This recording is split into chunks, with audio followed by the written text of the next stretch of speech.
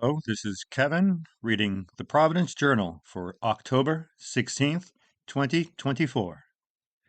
First article by Antonia Nouri Farzan and Patrick Anderson, where Rhode Island candidates for U.S. House and Senate stand on Israel, tariffs, Amtrak bypass, and more. Key points. Candidates for U.S. Senate, Democrat Sheldon Whitehouse and Republican Patricia Morgan. Candidates for Congressional District 1. Democrat Gabe Amo and Republican Alan Waters. Candidates for Congressional District 2, Democrat Seth Magaziner and Republican Steve Corvey. Ahead of November's elections, the Providence Journal asked candidates on the ballot for the U.S. Senate and House of Representatives to weigh in on topics such as arms sales to Israel, an Amtrak bypass in South County, and the Democratic Party's decision to anoint Kamala Harris as their presidential nominee. Below you'll find their written responses presented in alphabetical order by last name. Answers have been edited only to conform with AP style and not for spelling or grammar. Additionally, each candidate was instructed to limit responses to 75 words for each question. U.S. Senate. Democrat Sheldon Whitehouse, the incumbent, faces Republican Patricia Morgan. Would codifying Roe v. Wade protections strike the right balance on abortion law, be too permissive of abortion, or not go far enough? Morgan. SCOTUS returned the decision to states so that voters would have influence on abortion law. Rhode Island has codified Roe. I believe that life is precious. As a result, I favor prevention of unwanted pregnancy using contraceptives. Today, there are dozens of options. Some last 3, 5, even 10 years. Women can have the ultimate control over whether or not they want children by using them. I support policies that make contraceptives really easy and inexpensively available. White House. I co-sponsor legislation to codify Roe v. Wade and restore abortion access nationwide. Legislation Republicans have blocked. I won't stop fighting the Republican Party's assault on women's reproductive rights, and I've led the way in shining a light on the creepy far-right special interests that packed the Supreme Court with extremist justices intent on sending women's rights back generations. Do you support or oppose Amtrak building a Northeast Corridor bypass in South County to allow faster and more frequent rail travel between Boston, Providence, and New York City, while protecting the existing tracks from sea level rise? Morgan. A study to assess potential ridership for the $130 billion project remains undone. However, estimates suggest that minimal travel time will be saved. The towns of Westerly and Charleston, as well as the Narragansett Indian tribe, oppose the project. It will bisect neighborhoods in Westerly and Charleston, cut through tribal land, natural preserves, and historic working farms. I oppose the project. With so much harm and little benefit, that money could be better spent elsewhere. White House. High-speed rail could have economic benefits for Rhode Island, but I would need to carefully consider any specific proposal to ensure it does not unfairly affect landowners. What kind of car do you drive? If it's an internal combustion engine, would you consider buying electric? Morgan. I own a car with an internal combustion engine. I have many objections to electric vehicles. Although I appreciate their styling, they are more expensive. They are not reliable in our northern winter conditions. Range is limited and charging times are too slow. Charging stations are inconvenient. Reports of uncontrolled fires and the high cost of replacing batteries are worrisome. They have not yet earned my confidence. White House. I drive an electric Chevy Bolt, and I love it. Morgan. Under what circumstances, if any, would you consider calling for a limit on U.S. arms sales to Israel? Morgan. I wholeheartedly support Israel's right to defend itself against brutal and unjustified attacks from Iran's terrorist proxies. A truly democratic country, Israel is America's staunchest ally in the Middle East. We should, without conditions, be supplying them with the armaments they need to defend their country. I am appalled at reports that the Iron Dome that has protected them for decades is not operational. We must act without delay to resupply them. White House. That would depend on circumstances I can't predict. Should we expand the child tax credit? If yes, by how much? Morgan. Children are expensive. Families dealing with the high cost of living are struggling to meet their needs. A child tax credit is a good way to give parents help. However, policies have driven up the cost of food and energy. Childcare and housing must be reversed. Every family needs financial security. They deserve an economy that provides them with career level, good paying jobs and one in which inflation doesn't consume their paycheck. White House. I'm very proud that we were able to slash childhood poverty by expanding the child tax credit during the pandemic. On the Finance Committee, I'm pushing for a permanent expansion of the CTC to ease the burden on parents facing higher costs for childcare, housing, and food. As as far as the size of the credit, I will work hard to ensure that middle class families and kids come out as big winners in any tax package. Congressional District 1. Democrat Gabe Amo, the incumbent, faces Republican Alan Waters and Independent Chris Reynolds. Reynolds did not respond to the questionnaire. Do you support reducing permitting barriers to producing renewable energy infrastructure, all energy infrastructure? Amo. Unleashing the full potential of renewable energy sources is important to meeting our climate goals, transitioning to a clean energy economy, and reducing long term costs for consumers. Rhode Island has led the way in harnessing the power of our ocean and building out renewable energy infrastructure. We can and should responsibly reduce barriers to speed up future renewable energy projects and transition as efforts as part of a comprehensive effort to fight the climate crisis. Waters. Per the Brookings Institution's May 22, 2024 research article, 8 Facts About Permitting the Clean Energy Transition, the lead causes for cancellation of wind and solar projects 2016 to 2023 are local ordinances or zoning. The concerns of local Rhode Island's Congressional District 1 residents must not be circumvented by the left's ideological desire for green energy project construction's haste. Rhode Island residents and businesses need more permits for regional natural gas pipelines to be low cost energy secure. Should the president block Nippon Steel's purchase of U.S. steel? Why or why not? Mo. America's unionized steelworkers have built our country for over a century, and I will have their backs. I support President Biden and Vice President Harris, who recognize the national security importance of having strong American workers power our American steel companies. This historic American company should remain domestically owned and operated and work toward solutions to its challenges and enable its return to the viability that U.S. Steel and its workforce deserves. Waters. Nostalgia aside, U.S. Steel is not the largest domestic steel producer and has substantially less employees than in several decades past. Both are publicly traded companies, and U.S. Steel and its union workers will benefit mostly in its survival from a capital investment by Nippon Steel, which already owns steel companies in America. This is political, not strategic. The U.S. government has no business in trying to scuttle the deal and angering an important ally. Do you think Donald Trump's plan to charge 10% tariffs on all imported goods will raise consumer prices? Ammo. Trump's planned tariff based middle class tax hike will cost American families upwards of $4,000 a year, cause runaway inflation, crush job growth, and cripple manufacturing. It is dangerous. Conservative and liberal economists agree. Trump's tax would hurt our economy more than any other in the world.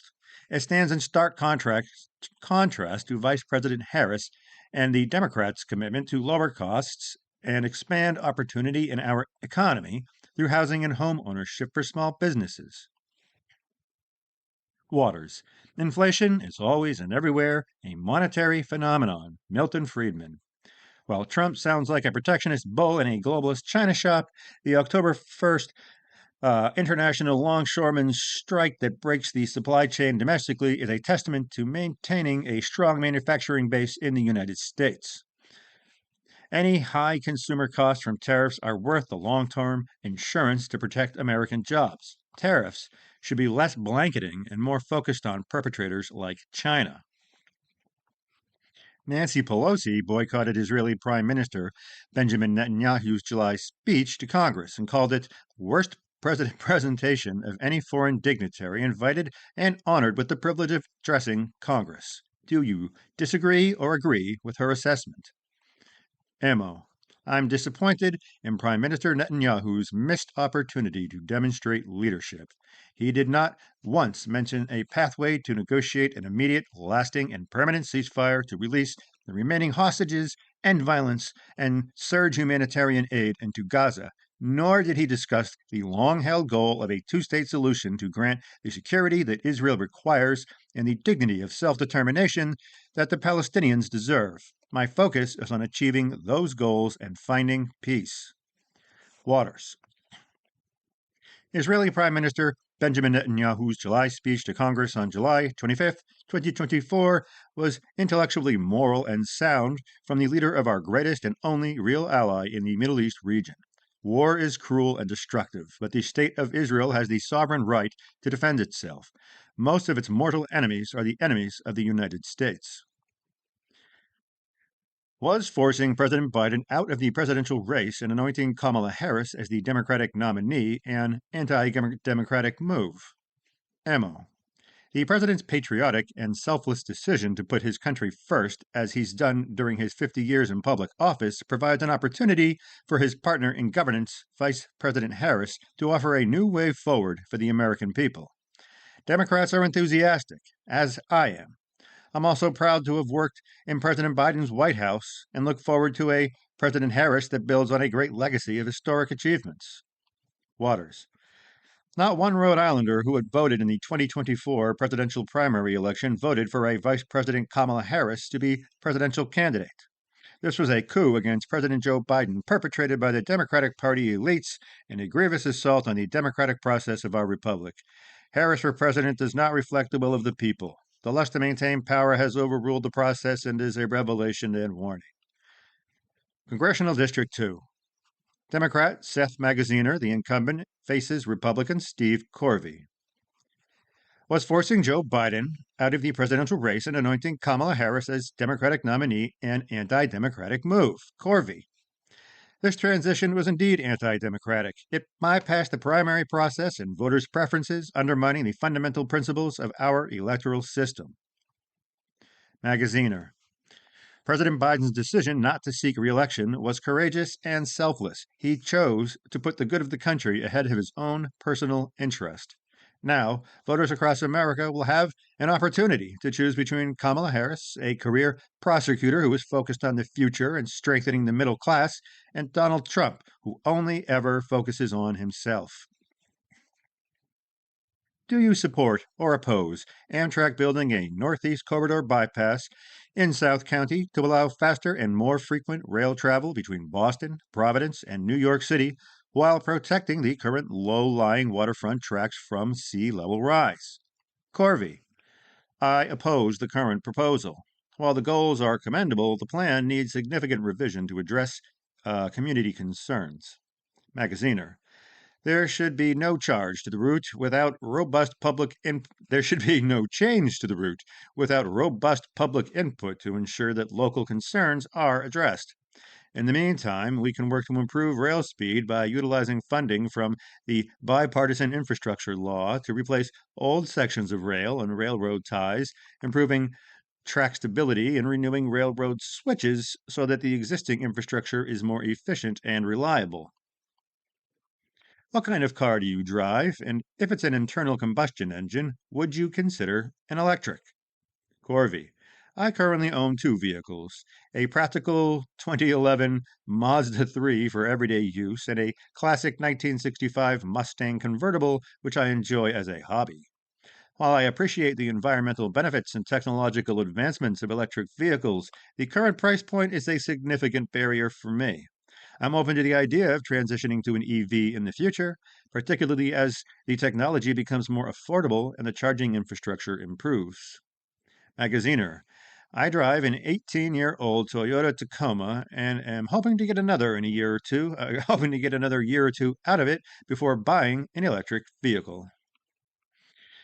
Nancy Pelosi boycotted Israeli Prime Minister Benjamin Netanyahu's last speech to Congress and called it the worst presentation of any foreign dignitary invited, honored with the privilege of addressing the Congress. Do you agree or disagree with her assessment? Corvey, I strongly disagree with Pelosi's assessment. Her position on Netanyahu's speech is misguided and undermines the importance of maintaining strong U.S. Israel relations. We should fully support Israel, our crucial ally in the Middle East. Magaziner.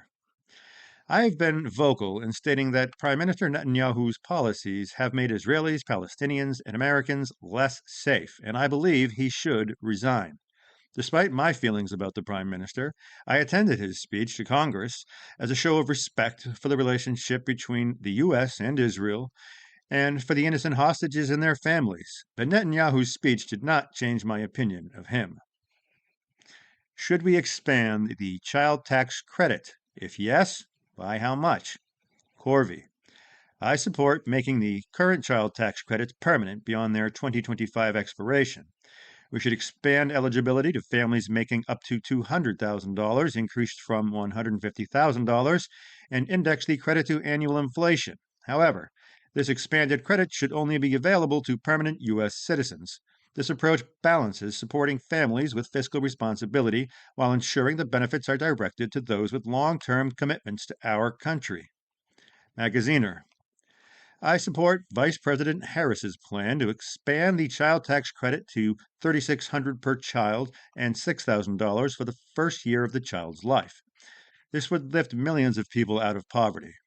We also should expand the earned income tax credit to allow all working people, including those without children, to keep more of the money they earn.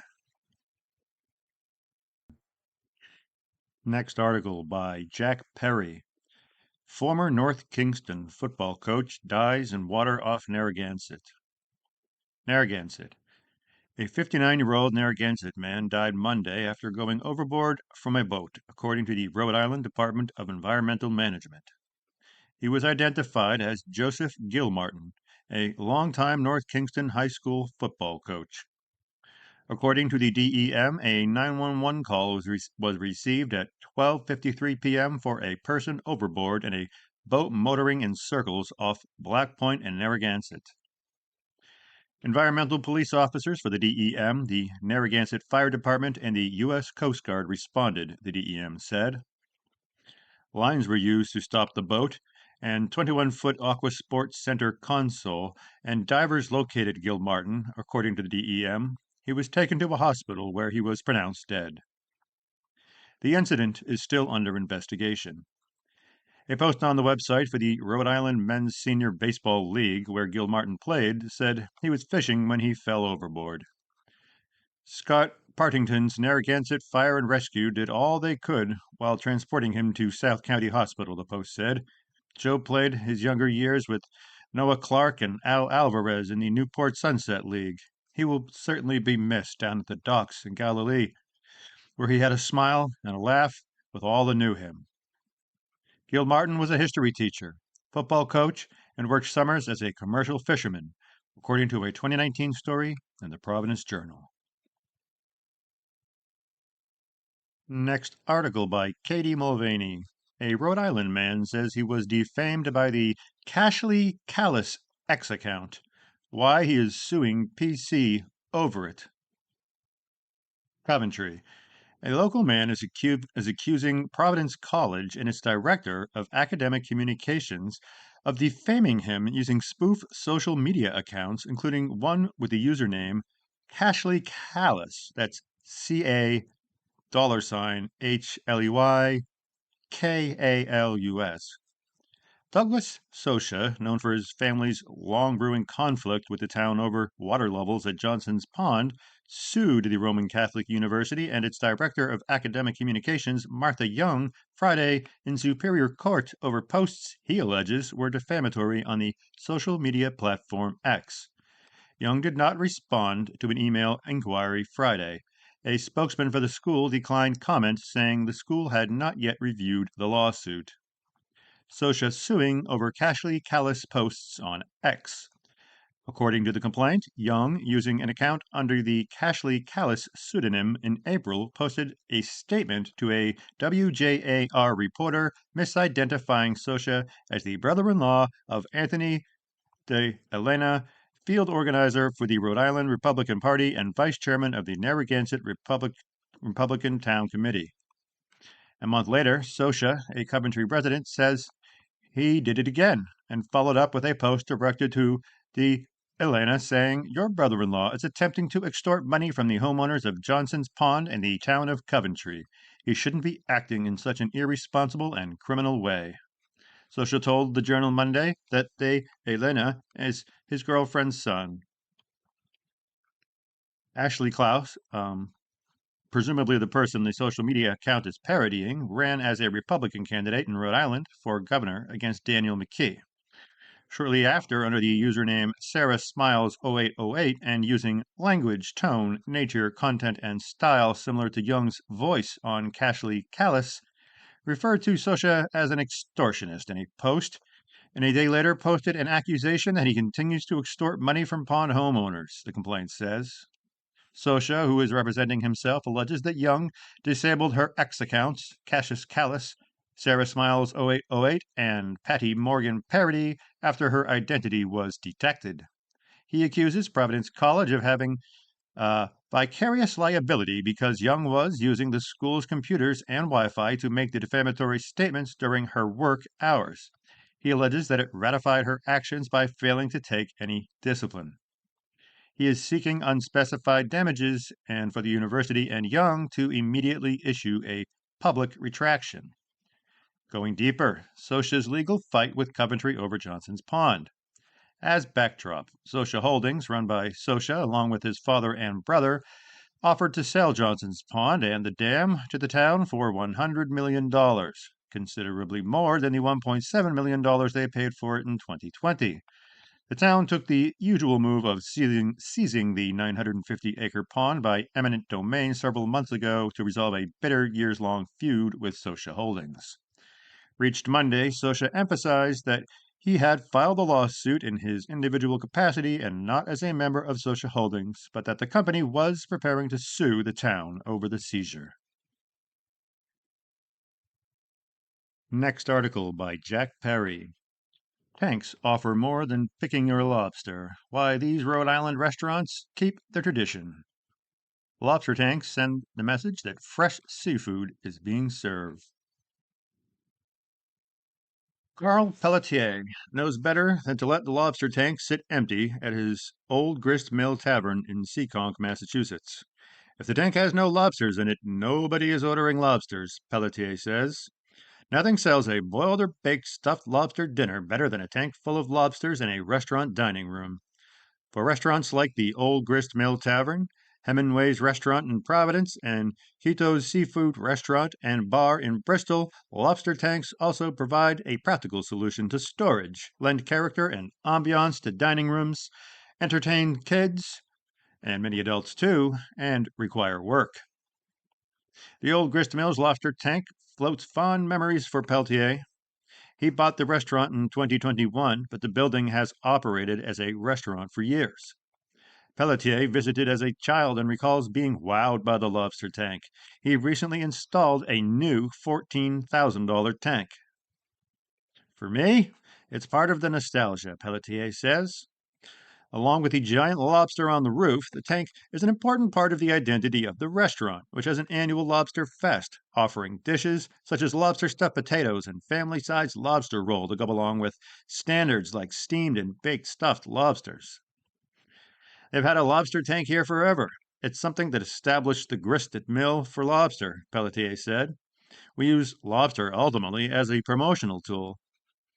Customers can choose their lobster from the tank, but it's not something we push, Pelletier says. At Hemingway's, the three lobster tanks sit next to the raw bar.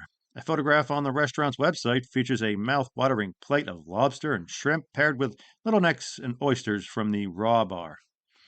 The tanks ensure diners are getting fresh lobster and provide a practical solution for storage, according to Nicole Christie, regional manager for the Newport Restaurant Group.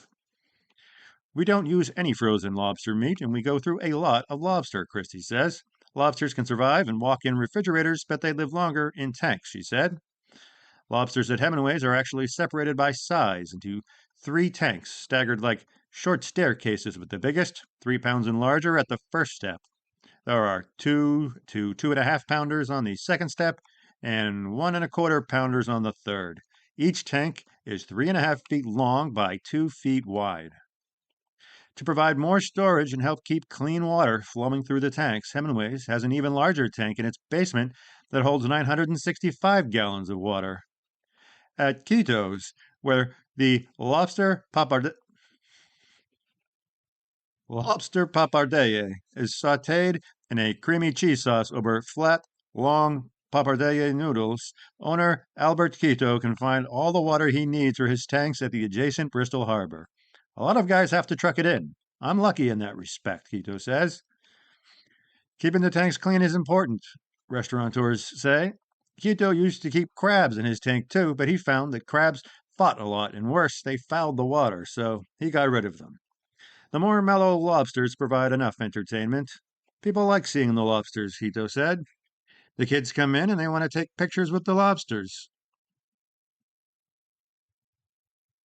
Christie and Pelletier note similar experiences at their restaurants. Kids light up when they see the lobsters. They think they're cool, Pelletier says. Little do they know, Mom will be eating it later for dinner.